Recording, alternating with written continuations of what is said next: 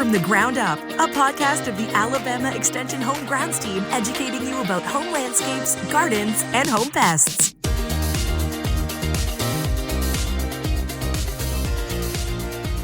Thank you for joining us on From the Ground Up. My name is Brian Brown, and today we have Bethany O'Rear. She is a regional extension agent covering Central Alabama, and she's with us today, and she's going to talk a little about getting ready for fall gardening. So welcome to the podcast. Thanks, Brian. Happy to be here. What are some things that gardeners and landscapers and, anybody who wants to take care of their garden, what's some things they can do to get ready for the fall gardens? So if we're talking about vegetable gardening, now is a great time as our summer garden is winding down. You want to use that opportunity, especially if you're not planting a fall garden, you want to use this opportunity to really clean up, right? So you want to get any diseased plants out. You don't want to leave any plant residue on the soil surface. Get those plant supports out. So if you use stakes or, cattle pen, whatever you're using in your garden to support those vining plants, we want to get those out. And then really clean that area, but we don't want to leave bare soil, right? So we either want to mulch that area and let the mulch break down over the winter with the rain and the colder temperatures. It'll help break that organic matter down, and then you can incorporate that early next spring. Or you can also sow a cover crop. So there's a lot of cover crops, several varieties available for the home garden. Crimson clover is one that we think about. Canola is one that we think about, maybe vetch. So do a little research into those to see what works best for your garden, but we definitely don't want to leave that soil bare. So we either need to mulch it or put in a cover crop. So what about herbicides? Can you use a herbicide, or is it a good idea to use a herbicide before you do all that? Like, just spray Roundup or just whatever it may be? Right. So if you've got undesirable vegetation, so you've gotten rid of all of your summer crops and you've got some weeds and that kind of thing, yeah, you definitely want to get those out of there. So you may look at spraying a non-selective herbicide a couple of weeks before you're ready to put in your cover crop. So in that way, you give it 2 weeks to make sure that you've got a good kill. Then you can till that area up and then sow your cover crop seed. That was going to be one of my other questions after you do that. Do you wait a period of time before you start tilling it in? Right. Yeah. You just want to make sure that you give the herbicide an opportunity to do what it needs to do. So sometimes, depending on the stage of weed development, it may take a little bit longer. So really, we say kind of about 2 weeks, and you'll know that you've got a good kill on that undesirable vegetation. And then we will, then you can sow that cover crop seed. So one of the other things you can do is solarization. And in my experience, there's not a lot of people who understand or even know or even heard of solarization before. So a lot of great benefits to that. So if you want to talk about that. Sure. So, in August and September, we're really kind of done with gardening. We're worn out. Our plants are worn out. We're worn out because of the heat of the Alabama summers. But one thing you can do this time of year in August and September is really make that heat work for you. So especially if you have issues with perennial weeds or you've got issues, annual weeds, nematodes, right? So this is a good way to kind of address that. And so really what you want to look at is solarizing your garden soil. Now, depending on how large your plot is, and you can even do this in raised beds as well, you're going to look at getting that area completely clean of vegetation. So we don't want any vegetation on that area. Then we're going to moisten. You kind of want to break that up, till that area, moisten it really well. You don't want it soupy, but it has to be moist. And then you're going to use a clear plastic. And we usually say about 6 mils is the thickness that you need to use. And so you apply that clear plastic. Now, some folks say, well, why can't I use black? That would, that makes it hotter. Not really. So when we're looking at clear, it kind of has a greenhouse effect, right? So the sun's rays go in through that clear plastic and then they can't get back out.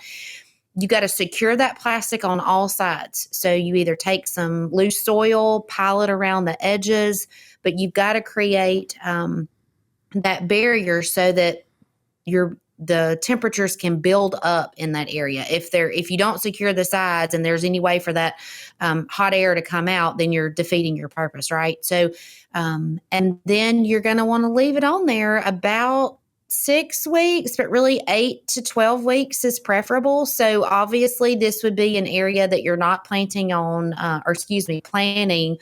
planting a fall garden, right? Because you're going to miss that window. But if you have a problem area, this is a really good way to address that and hopefully remedy those issues before spring comes around next year. Yeah, I think a lot of people don't do solarization. Either A, they don't know what it is or how to do it, but they also, you kind of have to sacrifice your fall garden if you want to do that. That's one of the detriments of it. You do have to sacrifice that. But like you said, if you have a problem in your garden, it's a great way to, kill off those weed seeds because it gets really, really hot under that. Do you know what kind of temperatures we're talking? I want to say that it needs to be like 120, but I'm not positive. I would have to double check that. But you want to make sure those temperatures really get up. Basically, look at it like this. You've got the moisture, you've got the heat. So you're kind of steam cleaning that soil, for lack of better words. So you've got to create that environment so the heat can really do what it needs to do. Like we said, there's a lot of benefits to solarization, to especially nematodes. That's one of the better ways to get rid of nematodes if you have that problem. Right. Yeah, it really helps. And there's not a lot of our options when it comes to dealing with nematodes. So this is something that is fairly easy. It's a little labor intensive at the beginning, but then after that, all you have to do is just sit back and wait. So we've talked about fall crops and fall gardening. So what do we do on our landscape? Is there anything we can do to help prepare for the landscape in the fall? Sure. So we always promote planting in the fall whenever temperatures temperatures go down. We get more regular rainfall, but it's really beneficial to plan before you plant, right? So you can utilize late summer, early fall for doing some research. What are you hoping to accomplish in your landscape? Maybe you've got an area that you want to install some new things, or maybe you've seen some plants in the garden center, or in online, or in on a home and garden show, whatever that you're wanting to look at to see, hey, maybe would that work in my landscape? So now's a great time to do that planning. So research that plant material. If it's not available, now's a good time to contact your local independent garden center. Hey, do you guys carry this? If not, could you order it for me? There's a really good chance lots of independent garden centers are willing to check with their suppliers. And it's as simple as, hey, we want to try some of these. Can you add this to our next load? So unfortunately, demand usually pushes an increased supply in our garden centers in the spring. And that's good too. But your ideal time for planting is, November, December. Once again, because of the cooler temperatures, because we're getting supplemental rainfall, and it gives the opportunity for those new plants to really establish their roots in their new home before they try to put on new shoots in the spring. Now, granted, you can still plant in the spring. Honestly, you can plant pretty much year round, but just know if you're planting spring and into summer, they're going to require a lot more maintenance. You're putting them in a stressful situation. They're trying to grow roots. They're trying to grow shoots. It's hot. A lot of times it's dry. Pest pressure has increased. So there's a lot more involved as far as the maintenance of plants goes whenever we plant those in the spring and into the summer. So we really encourage folks, plant in the fall. But before you do that, once again, getting ready for that, your local garden center may not have the plants you want when you go out there in October and November. So now's the time to ask them and start getting that plan in place. So Bethany, what are some other things that you can do generally in your fall garden or in your landscape? So I wouldn't be a good extension agent if I didn't mention soil testing, right? So, but it's so important, not only for vegetable gardening, but also in our landscape. So if we're looking at the vegetable gardening side of it, let's say this is your first time to garden this area, or maybe your plants aren't doing as well as they should, and you want to do a soil test. When you get those soil test results back, let's say your pH is too low and you need to add lime. Well, the fall is a great time to do that. And one of the reasons we say that is because lime's pretty slow acting. It takes some time to move through that soil profile and really raise the pH to that acceptable level. So a lot of times we say fall, especially if you're, once again, not planting a fall garden, fall is the best time to do that, because as the ground, freezes and thaws, as the rains come, it allows that lime to move through that soil profile, giving it time for you to be ready for spring planting. If we're looking on the ornamental side of things, let's say you're wanting to install some new azaleas or camellias, or maybe you're looking at incorporating some blueberries as part of an edible landscape area.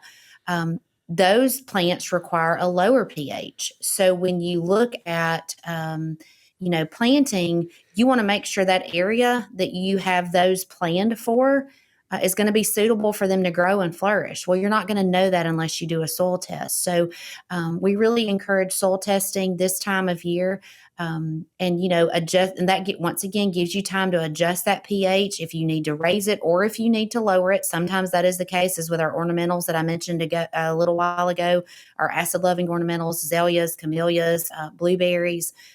So now's a good time to do that, so you can apply those amendments, apply those things that are going to raise or lower your soil pH based on those soil test results. Yeah, and there's a lot of resources on our website, on the extension website, aces.edu. Just search for soil testing. And if you've never taken one before, it's very, very easy. There's instructions, there's videos on the website, and, just go and check it out. Go to your local extension office, your county extension office, and pick up a soil testing box or a soil testing bag and send it off. And, you usually, if you get an email result, you can usually have your results pretty quickly. So that's always encouraged. When you get your test results, there's usually comments at the bottom that tells you exactly what to do. So, make sure to read those comments carefully.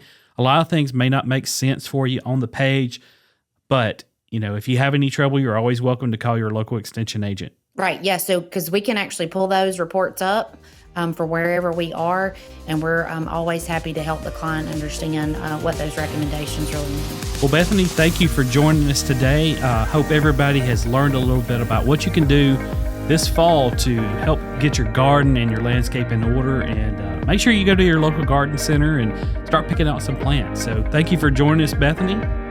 Thank you for having me. And we hope we'll see you next time. From the Ground Up is a production of the Alabama Cooperative Extension System.